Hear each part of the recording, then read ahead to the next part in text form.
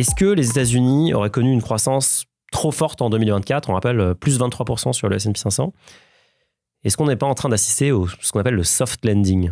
Alors, soft landing, traditionnellement, c'est une expression qui est d'abord utilisée pour caractériser l'économie américaine.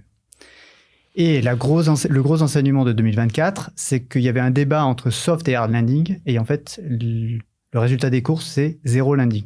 On a une économie américaine qui aura tourné à entre 2,5 et 3%. Dernier pointage, 3% plus au troisième trimestre. On attend les chiffres du quatrième. Et il n'y a absolument aucun signe de ralentissement. Je dirais même plus que depuis l'élection de Donald Trump, on a même des signes de réaccélération de l'économie américaine.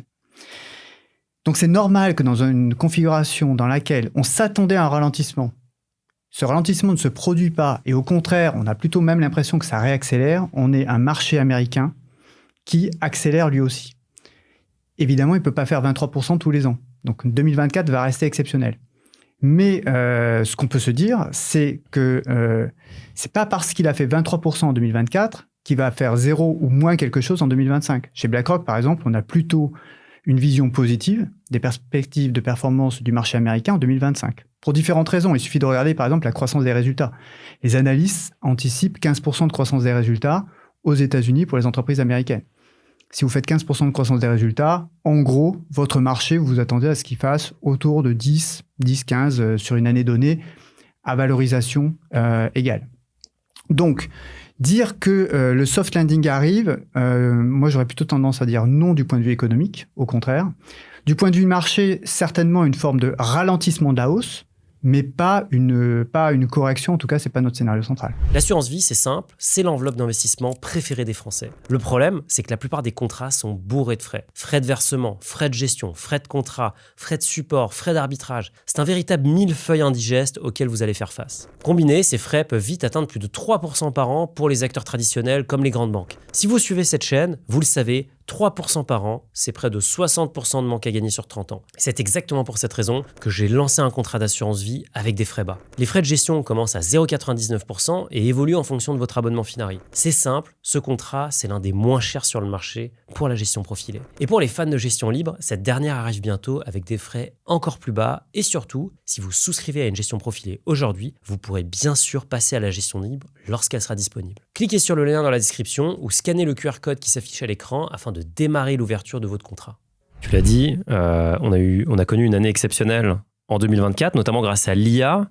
À l'heure où on enregistre ce talk, c'est le lundi qui suit la sortie de DeepSeek, le modèle chinois, qui rebat un peu les cartes, puisqu'apparemment il aurait été développé pour seulement 6 millions de dollars, surtout entraîné pour très peu, en très peu de temps. Du coup, Nvidia s'est effondré. C'est quoi l'impact long terme de cette nouveauté ? Alors ça, c'était un coup de tonnerre. Ce matin, on a tous été, on va dire, frappés par les nouvelles qui ont été publiées sur ce DeepSeek. Et à l'heure à laquelle je te parle, je t'avoue ne pas connaître les détails. On a évidemment tout un tas de personnes chez BlackRock qui sont en train de regarder ça de très près. En particulier, d'essayer de décrypter si c'est pas trop beau pour être vrai. Parce qu'effectivement, ce que nous décrit aujourd'hui le scénario, c'est que les Chinois seraient parvenus à fabriquer une intelligence artificielle générative pour quasiment 10 fois moins cher et 10 fois plus rapide et en plus gratuite. Donc là, il y a... Parce que open source. Que open source, qui était d'ailleurs le modèle originel de OpenAI. Bien sûr, okay, c'est dans le nom, OpenAI. Voilà, exactement, qui a évolué depuis, mais qui avait vocation à être open source. Et donc évidemment, si tout cela est vérifié, et je mets une précaution oratoire, si tout cela est vérifié, c'est un coup de tonnerre dans la mesure où l'ensemble des acteurs de l'intelligence artificielle avaient réorienté finalement leur business model vers quelque chose qui était plus lucratif.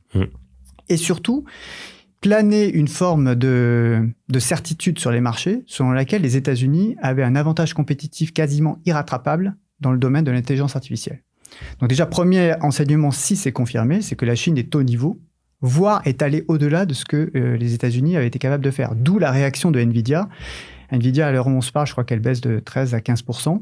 Ce qui est un gros choc. C'est énorme. Ça reste relatif par rapport à la croissance du titre. Si tu la regardes sur 1 an, sur 2 ans, sur 3 ans, honnêtement, c'est presque ce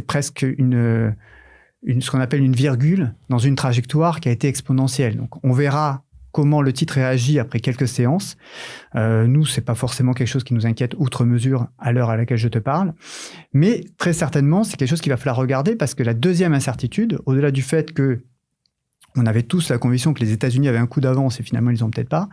La deuxième incertitude, c'est comment est-ce qu'on va pouvoir faire fonctionner des modèles et des business models qui avaient vocation à être rémunérateurs dans un monde dans lequel tu peux avoir peut-être la même chose gratuit.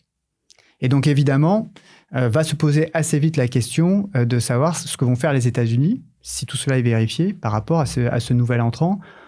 Compte tenu de ce qu'on sait de l'administration américaine, pas seulement depuis l'élection de M. Trump, depuis plusieurs années, on peut s'attendre à ce qu'il y ait une forme de protectionnisme vis-à-vis de ce nouvel entrant qui bouleverse un peu les acteurs comme un chien dans un jeu de quilles.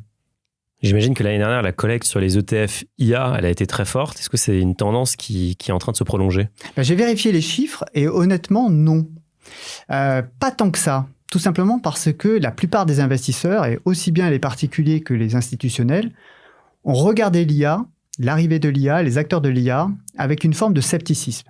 En se disant, aïe, aïe, aïe, est-ce qu'il n'y a pas là un risque de bulle ? La bulle Internet, nouvelle version. Oui, mais on peut dire que la cicatrice est profonde. Donc, pour ceux qui ont vécu la bulle Internet, ils s'en souviennent encore. Et donc, l'arrivée de l'IA, ça n'a pas commencé en 2024, c'était dès 2023, a été un petit peu regardée, au moins en 2023, avec une forme de scepticisme.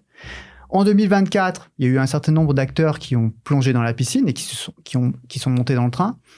Et ce qu'on a observé au cours du second semestre, ce sont des acteurs qui sont rapidement ressortis, qui ont pris leurs bénéfices. Et donc, in fine, quand on regarde les flux sur les acteurs propres de l'IA, et finalement, il y en a assez peu, parce qu'il y a beaucoup de ces acteurs qui ne sont même pas cotés d'ailleurs, de toute façon, on se rend compte que ça n'a pas été aussi énorme que le buzz que l'IA a pu générer. En revanche, il y a énormément d'investisseurs qui ont joué l'IA au travers des acteurs de la tech. Donc ça, ce sont des investissements qui sont plus larges, qui sont plus diversifiés aussi. On ne joue pas une valeur Nvidia, on ne joue pas 3 valeurs, on joue un panier de valeurs plus large, comme par exemple le Nasdaq. Le Nasdaq, c'est 100 valeurs. Si l'IA fonctionne, tant mieux pour le Nasdaq. Si l'IA ne fonctionne pas, il y a des relais de croissance dans l'indice Nasdaq qui permettront de compenser ce qui ne marche pas du côté de l'IA. D'ailleurs, si on part du principe que DeepSeek va être un carton, est-ce qu'on n'a pas intérêt à jouer la Chine via l'investissement passif ? Alors déjà, il faudrait que DeepSeek soit coté, ce qui n'est pas forcément le cas. Mais tu peux aller voir peut-être les data centers chinois ou Oui. Alors là-dessus, il y a un certain nombre de produits qui ont été lancés justement qui visent à profiter de l'écosystème IA. Parce qu'en fait, il faut bien différencier les acteurs de l'IA, OpenAI, DeepSeek, ce sont finalement les entreprises qui créent Mistral en France. Les modèles génératifs. Voilà, qui font des modèles génératifs et qui vont gagner de l'argent avec ça. Mais pour la plupart, je le disais tout à l'heure, ils ne sont pas cotés. Donc, ils ne sont pas accessibles aux investisseurs traditionnels. Ils sont plutôt accessibles à certains investisseurs plus institutionnels, on va dire.